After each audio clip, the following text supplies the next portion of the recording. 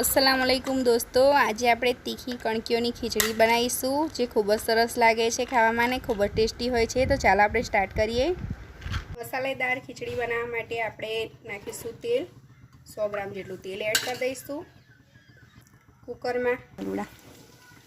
આપણે એમાં મસાલા એડ કરવાના છે, તેના માટે મેં 2 લાલ મરચાં લીધા છે, 8 થી 10 મરી લીધા છે, 2 બાદિયાના ફૂલ લીધા છે, 2 તજ લીધા છે, 2 થી 3 લવિંગ લીધા છે, 1 ચમચી જીરું લીધું છે, અડધી ચમચી રાઈ લીધી છે। એ બધું આપણે અંદર તેલની અંદર એડ કરી દઈશું।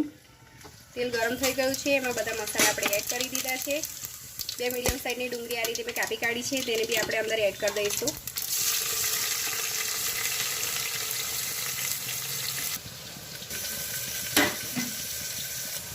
હવે એની અંદર આપણે 2 ચમચી જેટલું આદુ લસણ એડ કરીશું। એને હલાવી દેવાનું છે। આપણે ડુંગળીને બહુ શેકાવા નથી દેવાની, બધું આપણે અંદર એડ કરી દેવાનું છે, કારણ કે આપણે જે તીખી કણકીઓ બનાવીએ છીએ તેનાથી બધું સરસ રીતે ચડી જવાનું છે। હવે એની અંદર આપણે ટામેટાં નાખી દઈશું। 2 મીડિયમ સાઈઝના ટામેટાં કાપી કાઢ્યા છે મેં, અને 2 મરચાંને આ રીતે કટ કરી દીધા છે, તે બધું અંદર નાખી દઈશું આપણે। એને બી હલાવી દઈશું સરસ રીતે।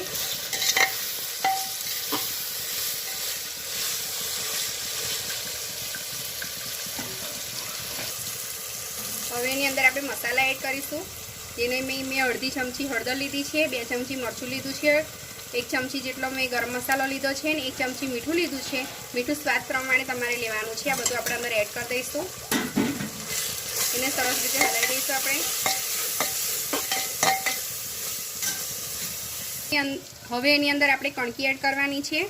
તમારે ચોખા નાખવા હોય તો ચોખા બી નાખી શકો છો, પણ કણકી અમારે ત્યાં બધાને કણકીની ખીચડી વધારે ભાવે છે, એટલા માટે મેં કણકી નાખી રહી છું। બધી કણકી અંદર એડ કરી દઈશું આપણે। મેં 3 કપ જેટલી કણકી લીધી છે, એની અંદર આપણે 5 ગ્લાસ પાણી એડ કરી દઈશું।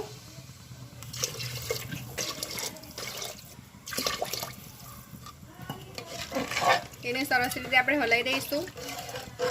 આપણે એને ઢીલી રાખવાની છે, એટલા માટે મેં 5 ગ્લાસ પાણી એડ કર્યું છે, અને જો તમારે સાદી ખીચડી જેવું કરવું હોય તો તમારે ઓછું અંદર પાણી એડ કરવાનું છે। 1 ચમચી જેટલું આપણે એની અંદર ઘી એડ કરીશું, દેશી ઘી।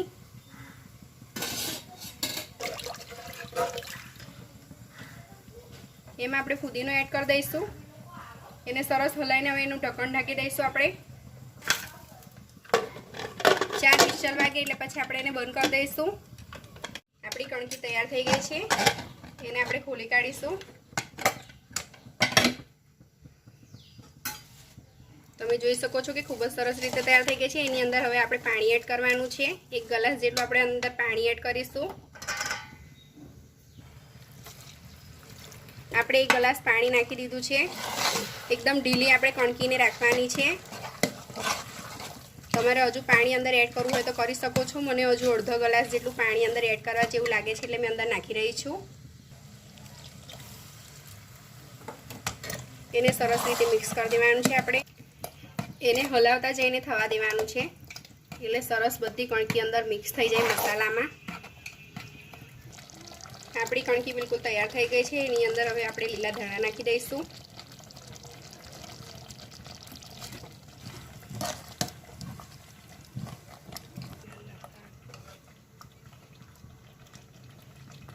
આપણી રેસીપી તૈયાર થઈ ગઈ છે। એની અંદર આપણે થોડુંક ઘી એડ કરીશું। ઘીનો ટેસ્ટ ખૂબ સરસ લાગે છે અંદર, એટલે ઘી નાખીને ખાઈએ તો ખૂબ જ સરસ લાગે છે। તીખી કણકી જ્યારે બી કોઈ બી જાતનું તમને સબ્જીની સમજ ના પડે કે ભાઈ શું બનાવીશું થતું હોય, તે વખતે બી આ બનાવી શકાય છે ઘરમાં, અને ખૂબ જ સરસ લાગે છે। એક વખત ઘરે જરૂરથી ટ્રાય કરજો, દોસ્તોમાં શેર કરજો। અમારી ચેનલ ટેસ્ટ ઓફ ખત્રીને લાઇક શેર સબસ્ક્રાઈબ કરવાનું ભૂલશો નહીં। બેલ આઇકન દબાવવાનું જરૂરથી યાદ રાખજો। નવી રેસીપી સાથે ફરી મળીશું। અલ્લાહ હાફિઝ।